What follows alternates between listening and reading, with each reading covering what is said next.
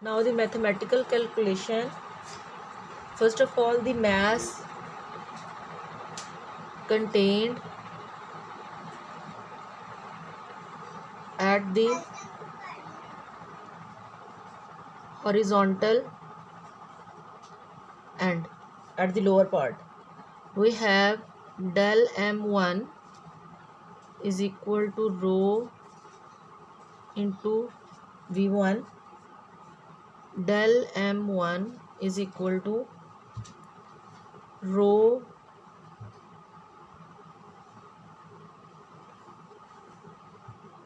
into a1 into del x1, where v1 is the volume for the cross sectional area of the lower end. Here v1 is equal to a1 del x1.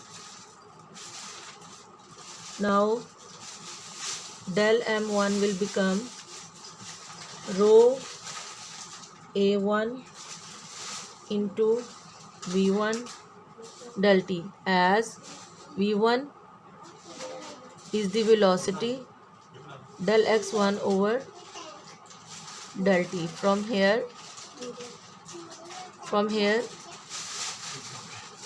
del x1 will be equal to v1 del t, where v1 is the velocity for the fluid from the lower end.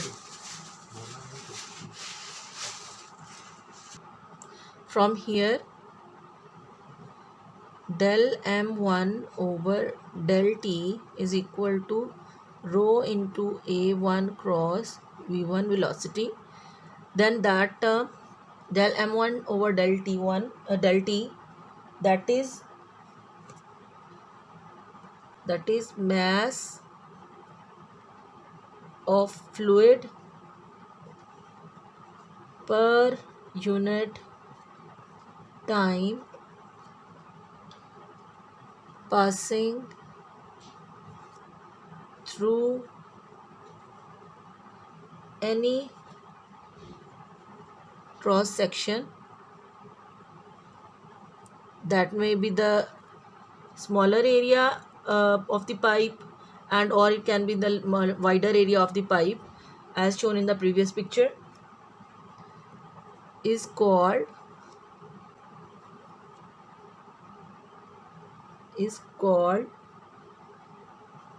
mass flux.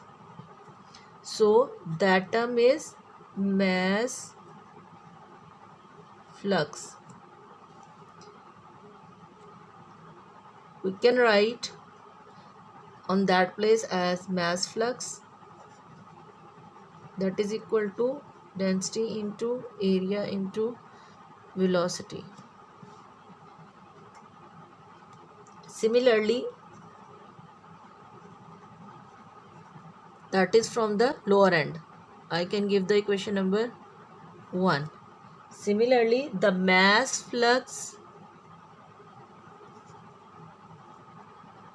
through or at the upper horizontal and which is the wider one, which is the large cross section area, having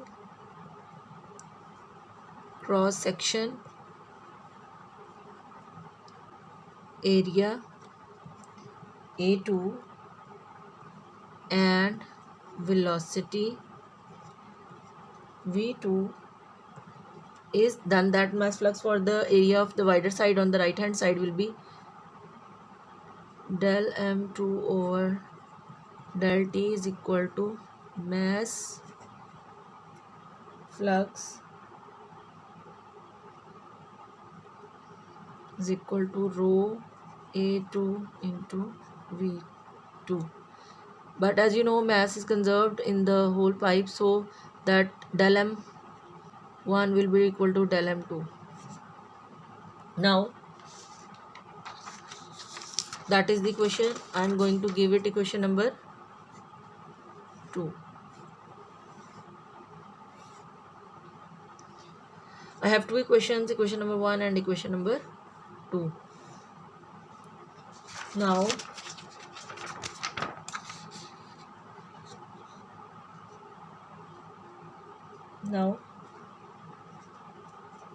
the mass, I said the mass for the conservation of mass, the whole mass from the lower end and the upper end should be equal. So I can write the mass flux at lower horizontal and must be equal to for the conservation of mass, equal to mass flux at upper horizontal end by the law of conservation of mass. So I can write rho into A1 into V1 is equal to rho into A2 into V2. From here I'm going to cancel rho on the both sides as density is constant on for the whole fluid. Then I have A1 area into V1 velocity is equal to A2 area into V2 velocity. And this equation is called equation of continuity, as I discussed before. That is called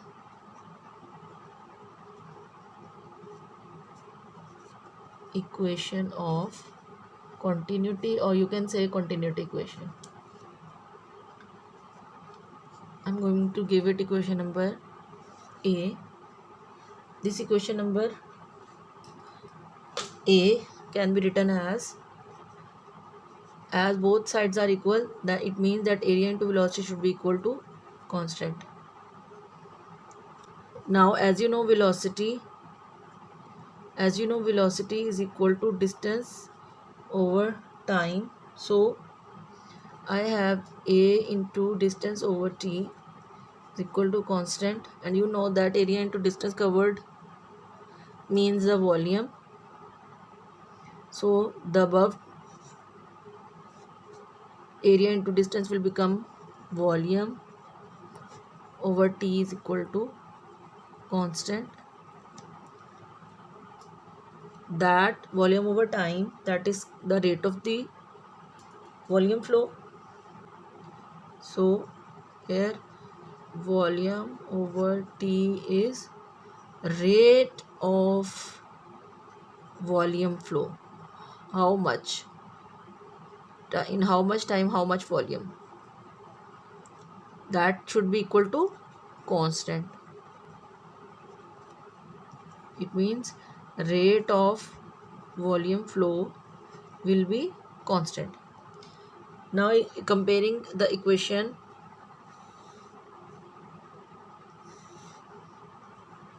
I'm going to give this equation as equation B and equation C. Here you can see that equation B, area into velocity is constant and rate of the volume of flow is also constant. So it means that rate of, we can compare equation B and C, we get rate of volume flow is equal to area into velocity. This is also called the equation of continuity. This is also called continuity equation. That is another form of equation of continuity, where the rate of the volume flow is equal to area into velocity, and both of the terms will give a constant. There will be no change in the value substituted. This is the topic where I am completing. If there is any question, you can ask me, and hopefully I am able to let you understand the equation of continuity, or you can say continuity equation for the fluid flow. If there is any other question, you can ask me. Thank you so much.